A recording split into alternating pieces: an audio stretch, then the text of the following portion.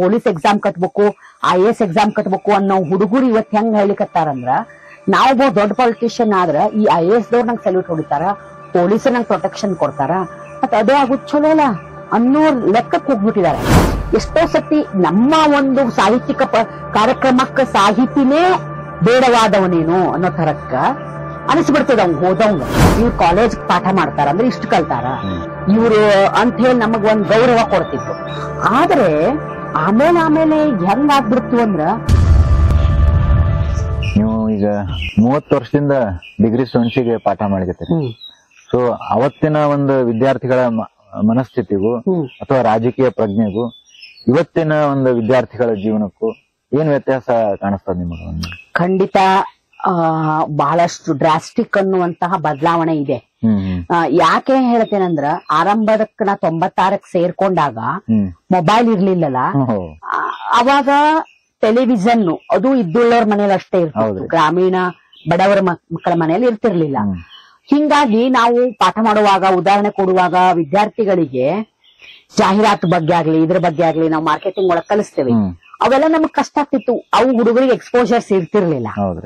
ಆಮೇಲೆ ಪಾಪ ಬಹಳ ತಿಳುವಳಿಕೆ ಮತ್ತ ಹೊರಗಿನ ಜಗತ್ತಿನ ಬಗ್ಗೆ ತಮ್ಮದೇ ಆದ ರೀತಿಯೊಳಗೆ ಕಡಿಮೆನೇ ಇರ್ತಿತ್ತು. ಎಲ್ಲವನ್ನ ಮುಗ್ಧವಾಗಿ ಕೇಳುದು, ಹೌದೇನು ಅಂತ ಬಾಯ್ ಕಳ್ಕೊಂಡ್ ಕೇಳು ಮಟ್ಟಕ್ಕ ಅವರ ಒಂದು ಲೆವೆಲ್.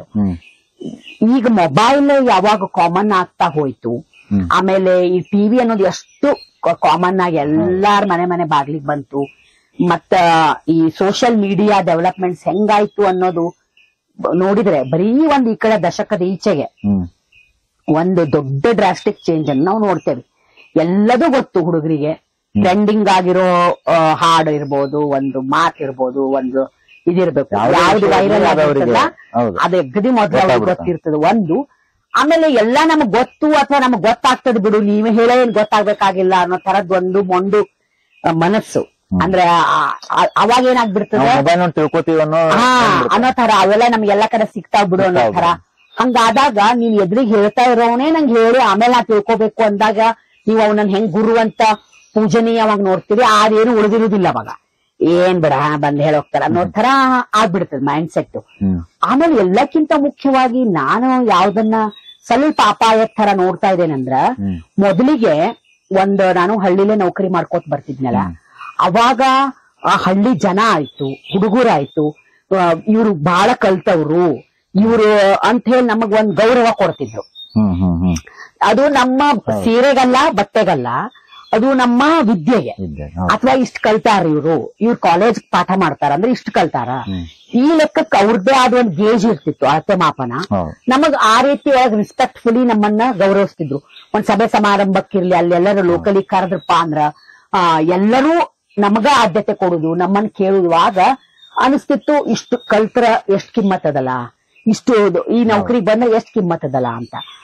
ಆದ್ರೆ ಆಮೇಲೆ ಹೆಂಗಾಗ್ಬಿಡ್ತು ಅಂದ್ರ, ಎಲ್ಲಾ ಕಡೆ ಈ ಒಂದು ಧಾರ್ಮಿಕ ಗುರುಗಳಿರ್ಬೋದು, ರಾಜಕೀಯ ಪರಿಣಿತರಿರ್ಬೋದು, ಅಥವಾ ಅಧಿಕಾರಿ ವರ್ಗದವರು ಇರ್ಬೋದು, ಅವ್ರುಗಳು ಈ ಸಭೆ ಸಮಾರಂಭಕ್ಕೆ ಬರ್ಲಿಕ್ಕೆ ಚಾಲು ಆದ್ಮೇಲೆ ಆಮೇಲೆ ಅವರೆಲ್ಲ ಮೊದ್ಲೇಕಷ್ಟೆಲ್ಲ ಬರ್ತಿದ್ದಿಲ್ಲ. ಈ ವಿದ್ವತ್ ಪ್ರಪಂಚದ್ದು ಸಾಹಿತ್ಯಿಕ ಲೋಕದ ಒಂದೇನಾದ್ರು ಸಮಾರಂಭ ಅನ್ರಿ, ಅದನ್ರಿ ಇದನ್ರಿ, ಥಿಯೇಟ್ರಿಕಲ್ ಆಕ್ಟಿವಿಟಿ, ಅವರೆಲ್ಲ ತಮಗ್ ಸಂಬಂಧ ಇಲ್ಲಿ ಬರೋನವ್ರಗತೆ ಇರ್ತಿದ್ರು. ಆಮೇಲೆ ಹೆಚ್ಚಂದ್ರೆ ಏನು ಊರ್ ಜಾತ್ರೆಗೆ ಬರೋರು.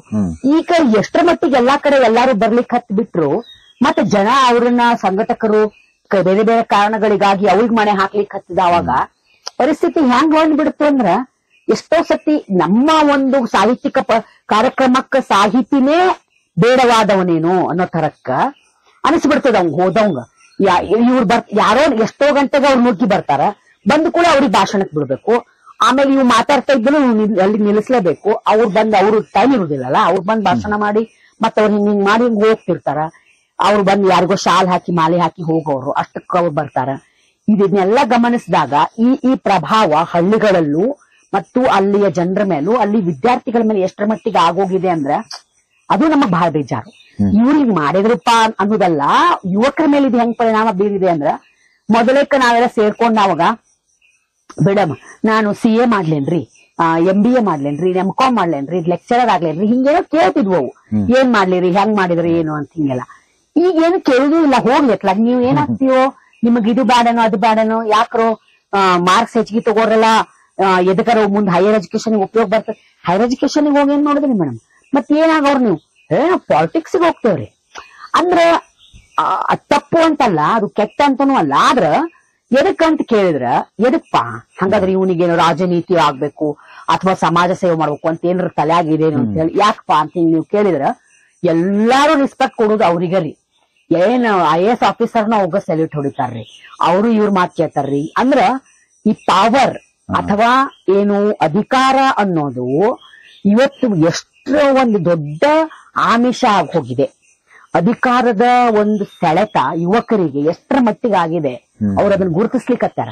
ನಾವು ಮೊದ್ಲೆಲ್ಲ ಪೊಲೀಸ್ ಎಕ್ಸಾಮ್ ಕಟ್ಬೇಕು, IAS ಎಕ್ಸಾಮ್ ಕಟ್ಬೇಕು ಅನ್ನೋ ಹುಡುಗರು ಇವತ್ತು ಹೆಂಗ್ ಹೇಳಿಕತ್ತಾರಂದ್ರ, ನಾವು ದೊಡ್ಡ ಪಾಲಿಟಿಷಿಯನ್ ಆದ್ರ ಈ IAS ದವ್ರು ನಂಗೆ ಸಲ್ಯೂಟ್ ಹೊಡಿತಾರ, ಪೊಲೀಸರು ನಂಗೆ ಪ್ರೊಟೆಕ್ಷನ್ ಕೊಡ್ತಾರ, ಮತ್ ಅದೇ ಆಗುದ್ ಚಲೋ ಇಲ್ಲ ಅನ್ನೋ ಲೆಕ್ಕಕ್ಕೆ ಹೋಗ್ಬಿಟ್ಟಿದ್ದಾರೆ. ಅಂದ್ರೆ ತಾವು ಪವರ್ ಎಂಜಾಯ್ ಮಾಡ್ಲಿಕ್ಕದು, ಜನಸೇವೆಗಾಗಲ್ಲ. ಅಂದ್ರೆ ಒಂದು ಆಮಿಷ, ಒಂದು ಮಾಯೆ, ಒಂದು ಭ್ರಮೆ ಜಗತ್ತನ್ನ ಆಳ್ಕೋತ ಹೋಗ್ತದಲ್ಲ ಅನ್ನುವಾಗ, ನಾವು ಸ್ಟೂಡೆಂಟ್ಸ್ ಆಗಿದ್ದಾಗ ಇಂಜಿನಿಯರು ಮೆಡಿಕಲ್ ಅಂದ್ರೆ ಒಂದು ಆಕರ್ಷಕವಾದ ಹುದ್ದೆ ಅಂತಿದ್ರು. ಆಮೇಲೆ ಶುರುವಾತಪ್ಪ IAS ಮಾಡ್ಬೇಕು, IAS ಆಫೀಸರ್ ಆಗ್ಬೇಕು ಅಂತ ನಾವೇ ಟೀಚ್ ಮಾಡುವಾಗ, ನಾನೇ ಒಂದು ಪ್ರಾಧ್ಯಾಪಕಿ ಆದಾಗ ಹುಡುಗರಿಗೆ ಆ ಕ್ರೇಜ್ ಬಂತು. ಧಾರವಾಡದಂತ ಊರಿಗೂ ಸಿಕ್ಕಾಪಟ್ಟೆ IAS ಕೋಚಿಂಗ್ ಕ್ಲಾಸಸ್ ಶುರುವಾಗ, ಅನಬಿಗತ್ತೆ ಎಲ್ಲಿ ಬೇಕಾದೆಲ್ಲ ಕ್ಲಾಸಸ್ ಶುರುವಾದವು. ನಮಗ್ ಕ್ಲಾಸಿಗೆ ಬರೋದ್ ಬಿಟ್ಟು ಹುಡುಗರು ಅಡ್ಮಿಷನ್ ನಮ್ಮಲ್ಲಿ ತಗೊಳ್ಳೋದು, ನಮ್ ಸ್ಕಾಲರ್ಶಿಪ್ ತಗೊಳ್ಳೋದು, ನಮ್ ಹಾಸ್ಟೆಲ್ಗಳಲ್ಲಿ ಉಳ್ಕೊಳ್ಳೋದು, ಎಲ್ಲಾ ಸರ್ಕಾರದ್ದೆಲ್ಲ ಸವಲತ್ತು ಮಾಡ್ಕೊಳ್ಳೋದು, ಆದ್ರೆ ಕ್ಲಾಸಿಗೆ ಅಬ್ಸೆಂಟ್ ಆಗಿ ಕೋಚಿಂಗ್ ಕ್ಲಾಸಿಗೆ ಹೋಗಿ ಕೂಡ್ರದು. ಈ ವ್ಯಾಪಕವಾದ ಬದಲಾವಣೆ ಮತ್ತು ಈ ತರ ಒಂದು ಆಮಿಷಕ್ಕೆ ಒಳಗಾಗಿ, ಅಧಿಕಾರದ ಆಮಿಷಕ್ಕೆ ಹುಡುಗರು ಒಳಗಾಗಿದ್ದು, ಒಂದಷ್ಟು ವರ್ಷ ಹಣದ ಆಮಿಷಕ್ಕೆ ಒಳಗಾದ್ರು. ಈಗ ಅಧಿಕಾರ ಹಣ ಎರಡೂ ಬರೋದಿದು ಅನ್ನೋ ತರಕ್ಕೆ ಇದಕ್ಕೆ ಒಳಗಾಗಿದ್ದು. ಇದು ನಮ್ಮ ಏನು ಹುಡುಗರ ವೈಚಾರಿಕ ಕೇಂದ್ರವನ್ನ ಹೆಂಗ್ ಅಲಗಾಡ್ಸೈತಿ, ಅವ್ರ ತಲೆಯೊಳಗೆ ಯಾವ ರೀತಿಯ ಒಂದು ಭ್ರಮೆಯನ್ನ ಬಿತ್ತೈತಿ. ನೀವು ಬರ್ದಿದ್ರೊಳಗ ಈ ಕವಿತೆ ಆಗ್ಲಿ ಕಥೆಗಳಾಗ್ಲಿ ಅದ್ರ ಜೊತೆಗೆ ಕೇರಳ ಪ್ರವಾಸ ಅಧ್ಯಯನ ಒಂದು ಬಹಳ ವಿಶೇಷ ಘಟ್ಟ. ಹೌದು, ದೇವರ ಸ್ವಂತ ನಾಡಿನಲ್ಲಿ ಅದು ನನಗೆ ಅದನ್ನು ಕೂಡ ಸಾಹಿತ್ಯ ಅಕಾಡೆಮಿ ಅವಕಾಶ.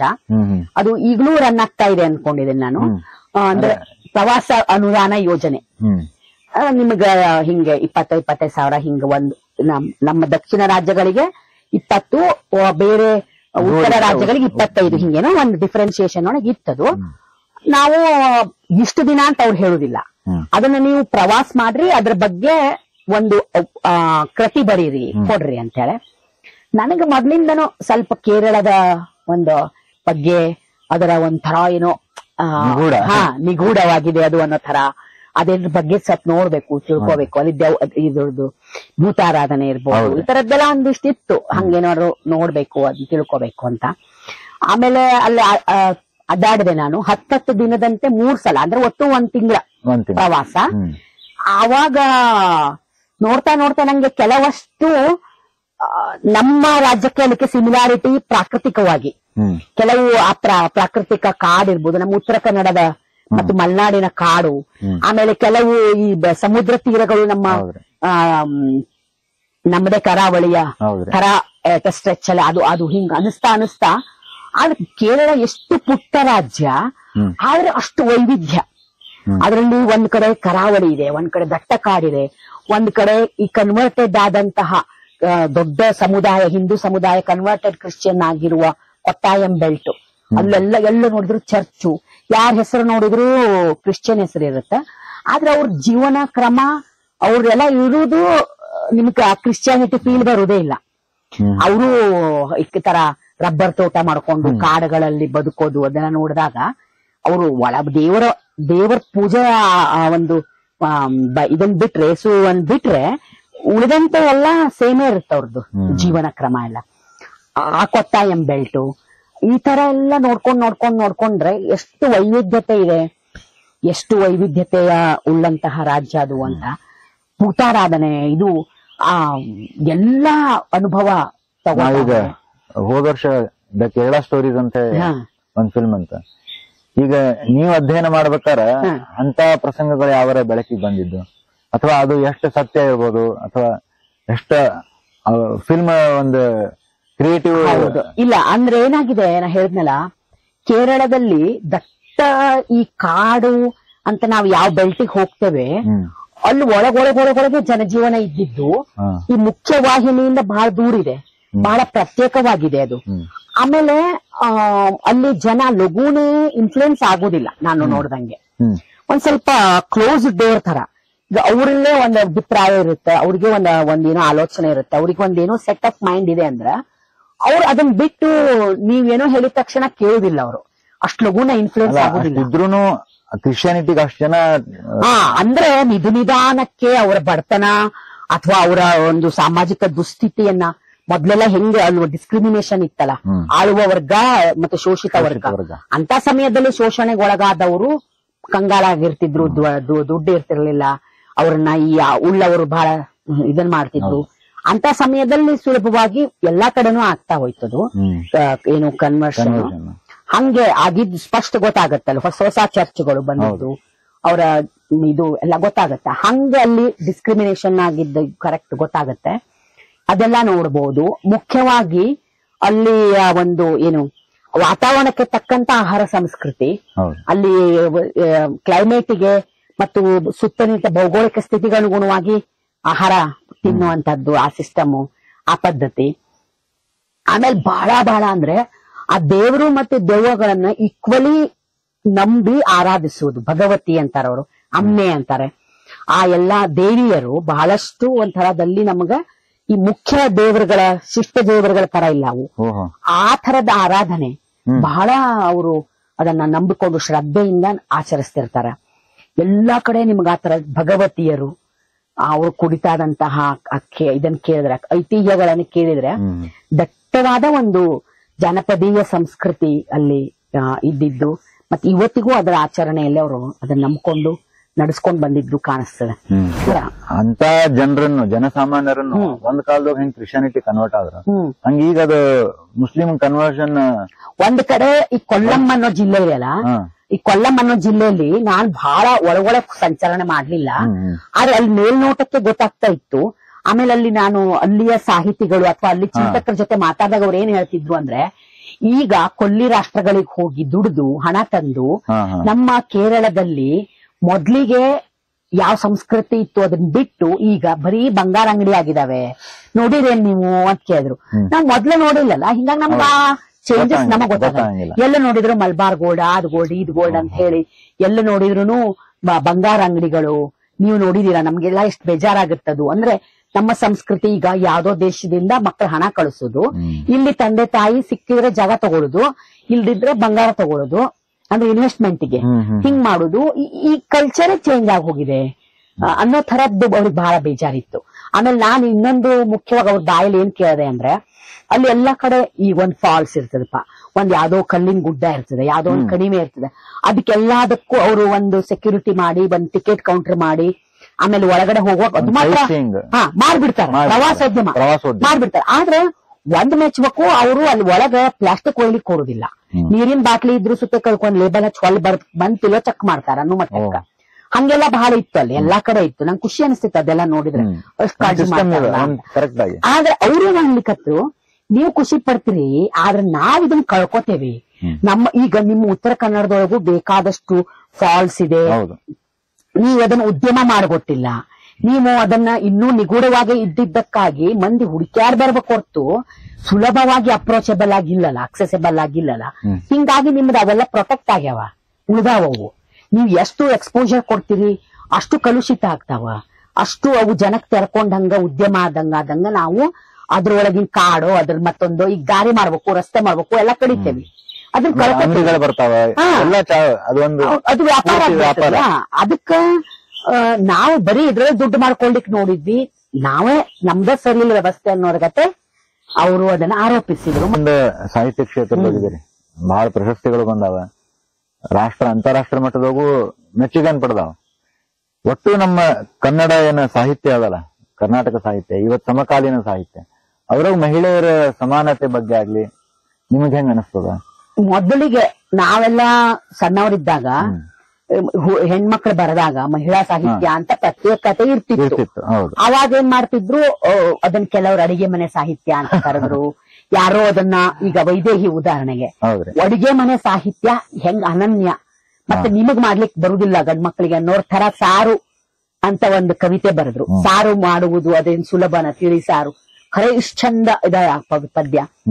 ಅದನ್ನೆಲ್ಲ ಅಂದ್ರೆ ಅದ್ರ ಮೂಲಕ ಅವ್ರು ಏನ್ ಹೇಳಿದ್ರು ಅಂದ್ರ, ನಾವು ಅಲ್ಲಿಯ ಪ್ರತಿಮೆಗಳನ್ನ ಉಪಮೆಗಳನ್ನ ತಗೊಂಡ್ರು ಸುತೇಕು ಅದೇ ಗಟ್ಟಿಯಾಗಿದೆ, ಸತ್ವಯುತವಾಗಿದೆ, ಮೀನಿಂಗ್ಫುಲ್ ಲಕ್ಷಣ ಅದ, ಗುಣ ಅದ, ಮತ್ತು ನಮ್ಮ ಅಭಿವ್ಯಕ್ತಿಗೆ ಅವು ಹೆಂಗ್ ಪೂರಕ ಆಗ್ತವೆ ಅನ್ನೋದನ್ನೆಲ್ಲ ಅವರು ಅದರ ಮೂಲಕ ಪ್ರತಿಪಾದಿಸಿದ್ರು.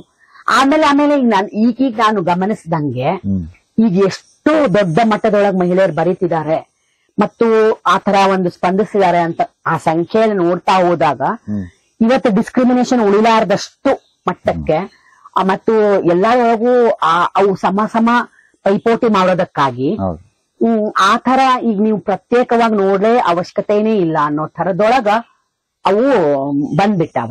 ಈ ಪ್ರಬಂಧ ಸಾಹಿತ್ಯದೊಳಗಾತು, ಕವಿತೆ ಒಳಗಾತು, ಕಥೆ ಒಳಗಾತು, ಕಾದಂಬರಿ ಒಳಗಾತು, ಈ ನಾಟಕದೊಳಗೆ ಸ್ವಲ್ಪ ಕಡಿಮೆ ಅಂತ ಹೇಳ್ಬೋದು.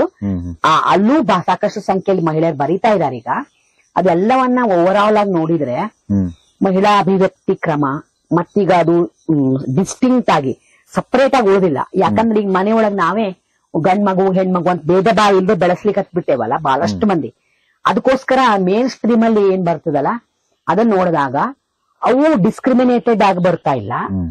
ಅಂದ್ರೆ ಏನೋ ಒಂದು ತುಳಿತಕ್ಕೆ ಒಳಗಾಗಿದ್ದು ಗುಂಪು ಬರದಾಗ ಮಾತ್ರ, ಅಥವಾ ಒಂದು ದಲಿತ ಸಮುದಾಯನೋ ಅಥವಾ ಶೋಷಣೆಗೆ ಒಳಗಾದ ಸಮುದಾಯ ಅಥವಾ ಹೆಚ್ಚು ತೆರಕೊಳಗ ಇದ್ದಿದ್ದು ಬಹಳ ದೂರ ಇತ್ತು, ಅದು ಅಲ್ಲಿ ಧ್ವನಿಗಳೇ ಇರ್ಲಿಲ್ಲ, ಅಂತದ್ರಿಂದ ಬಂದಾಗ ನಮಗೆ ಅವು ಡಿಸ್ಟಿಂಕ್ಟ್ ಆಗಿರ್ತಾವೆ. ಮತ್ತು ಆ ಧ್ವನಿಗಳಲ್ಲಿ ನಿಮಗೆ ಒಂದು ಪ್ರತ್ಯೇಕತೆನೋ ಒಂದು ನೋವು ಒಂದು ಆಕ್ರಂದನ ಕೇಳ್ತಿರ್ತದೆ. ಇಲ್ಲದೆ ಹೋದಾಗ ನೀವು ಸಾಮಾನ್ಯ ನೆಲೆಯಲ್ಲಿ ನೋಡಿದಾಗ ಇಲ್ಲಿ ಆ ತರದ ಒಂದು ವಿಭಜನೆ ಬೇಕಾಗಿಲ್ಲೇನೋ ಅನ್ನೋ ಥರದೊಳಗೇನೆ ಈಗ ಸಾಹಿತ್ಯದಲ್ಲಿ ಇವರ ಮಹಿಳೆಯರು ಕಾಣಿಸ್ಕೊಳ್ಕತ್ತಿದ್ದು ಅಂತ ಹೇಳ್ಬೋದು. ರೇ